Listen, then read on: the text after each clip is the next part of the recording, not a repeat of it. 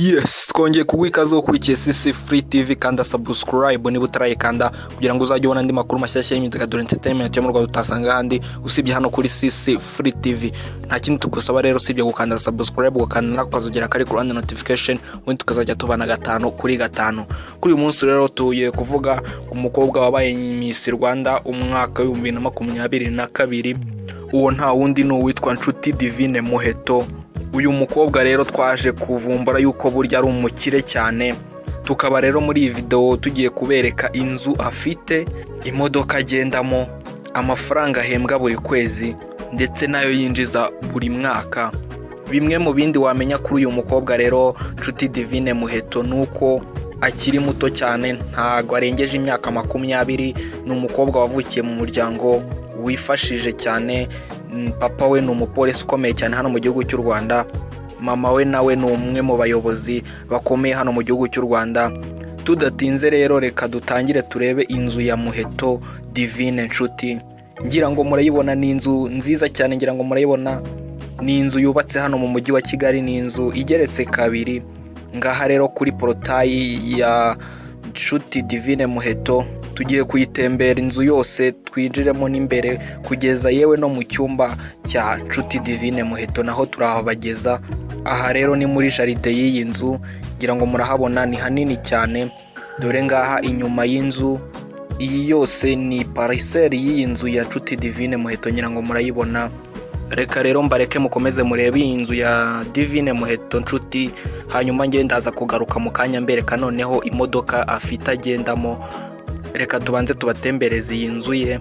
Ni inzu yujuje vuba, nta mezi abiri arashira iyi nzu ayujuje hano mu mujyi wa Kigali. Reka rero tubareke mubanze muyirebe hanyuma nge ndaza kugaruka.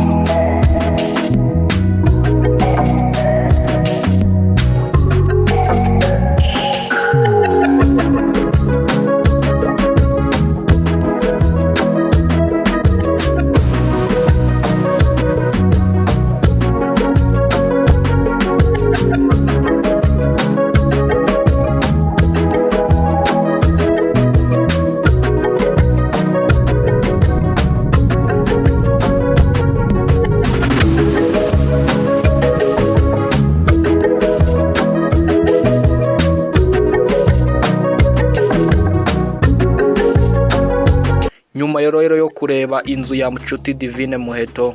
Ngarutse kukwereka noneho imodoka afite, imodoka nziza cyane, ni imodoka ya lava, ngira ngo murayibona aho iparitse mu gipangu cye. Ni imodoka igura arenga miliyoni 25 z'amafaranga y'u Rwanda. Nshuti Divine Muheto rero akaba ahembwa ibihumbi 800 ku kwezi, ngira ngo murabyumva ko ari amafaranga menshi cyane. Ku mwaka rero Nshuti Divine Muheto akaba yinjiza miliyoni 20 z'amafaranga y'u Rwanda. Ngira ngo murabyiboneye rero ko Nshuti Divine Muheto ari umukire cyane, kandi subscribe hano kuri channel ya CC Free TV uzajya ubona andi makuru utasanga handi, andi makuru y'ubwenge nta handi uzajya uyasanga usibye hano kuri CC Free TV. Kandi subscribe rero kandi nakazogera kare ku handi notification ubundi tuzajye tubana 5 kuri 5. Ngiye mwumvaga nk'ibisanzwe na Rikarisa CC, amahoro y'ibana bane namwe. Ciao ciao.